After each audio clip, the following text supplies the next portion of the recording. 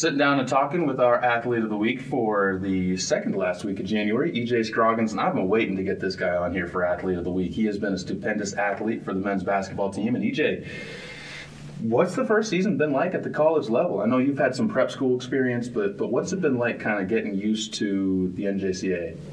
I ain't gonna lie, it's been good getting used to the college level. Like, it's been a big experience. Like, the pace of the game has been good. Like, getting used to the scoring, that's been a big thing. Like getting used to the scoring, learning my spots. That's been a big thing.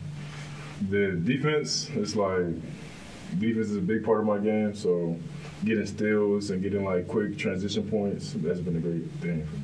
Talk a little bit about just this team's chemistry, because you've gone through some rough spots with some adversity the team's been kind of fighting through together these last couple of weeks. But when you talk about just the way this team bonded right away, you guys had almost an instant chemistry with each other, despite being from a lot of different areas that don't necessarily have the same styles.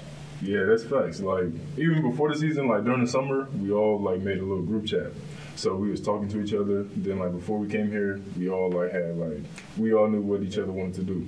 So once we got here, we went to Beast, the gym down there, and we all just made a connection and just started hooping. So it already started from there. And you already had some connection when you got here too, because Davion Butler, you played with him at AZ Compass. What was that like, being able to have some familiarity right away when you got here on campus? Oh yeah, DB, that's my guy. We've been playing with each other since McClintock, sophomore year. So our chemistry is just big.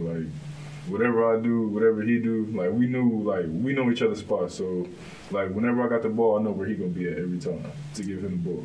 You mentioned your defense is kind of one of the things that you thrive on. What gets you more hyped up? Making a big dunk on one end of the court, because I know your athleticism, you can fly when you get down to that side. Making a big dunk or getting the steal? Which one's the one that kind of gets you hyped up a bit more? Getting the steal. Because once I get the steal, that gives team they don't want to go my way no more. So they give me I know you're not coming this way. So once I get the steal and the dunk and the crowd gonna be hyped, that just give me my momentum.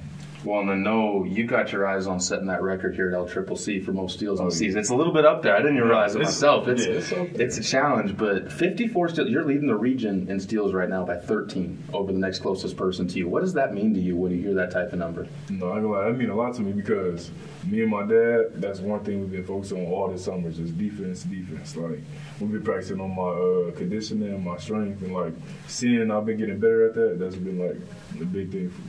You guys have also, as a team, been focusing on defense a little bit more, too. I know Coach Salisbury says Region 9 is one where you can get up and run any day of the week with any of these teams. But how important is it that this team focuses on defense, especially now that you're getting into conference play? As a team, I think defense should be our main focus. That should be us. Coming to a game, we shouldn't be worried about no points, no offense. We should be worried about defense. That should be our mentality, because we just such a small ball lineup right now. One of the other things about this team, we talked about the chemistry, but who are the leaders on this team? Is it everybody kind of takes that leadership role a little bit, or have you seen a couple people step up as those leaders? I seen a couple people step up as leaders. Pedro stepped up, Jordan stepped up, I stepped up as myself. It's every day a different person. Some days I could be down, a different person bring me up. Somebody could be down, I bring them up. It's a different person each day. Then I just it's a good thing. You guys are heading into the meat of conference play, and now you get some really important games coming up. CWC and Northwest on the road. This is probably the toughest road trip out of all the games that you guys have. What's the conversations been like going into this one? What are you guys expecting from these two games? We're expecting to go in and just have a defensive mindset. Even though the last two games been back-to-back losses, now we know what to do now. We got to be defense. Talk a little bit about the other side of things, and that's obviously the in the classroom side. And how have you been adjusting to the college style of needing to focus on both the games and the importance of practice, but also making sure that you stay up to date in the classrooms and stuff? How's that been going for you as adjusting to that side? It's going good, because all my teachers, they help me. They give me their numbers, or they tell me to email them whenever I'm traveling, or I don't got time because basketball situations. But other than that, they help me get my work done. I'm focused in class. I go to class.